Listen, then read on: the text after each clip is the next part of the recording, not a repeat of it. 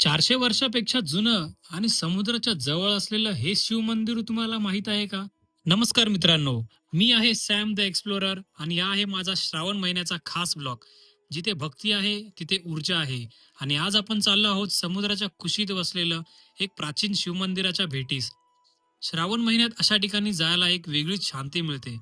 चला तर मग अनुभव घेऊया किल्लेश्वर महादेव मंदिराच्या दिव्यात्म आणि शांततेचा. मालाड स्टेशन वरून मार्वे रोडने मड आयलंड पर्यंत रिक्षा किंवा बस आणि पुढे मंदिर फक्त काही मिनिटाच्या अंतरावरती. बस क्रमांक 271 आणि 269.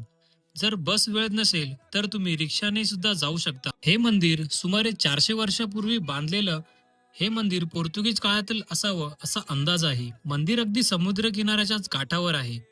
समुद्राच्या लाटा आणि मंदिराचा शांत परिसर एक वेगळीच अनुभव देते.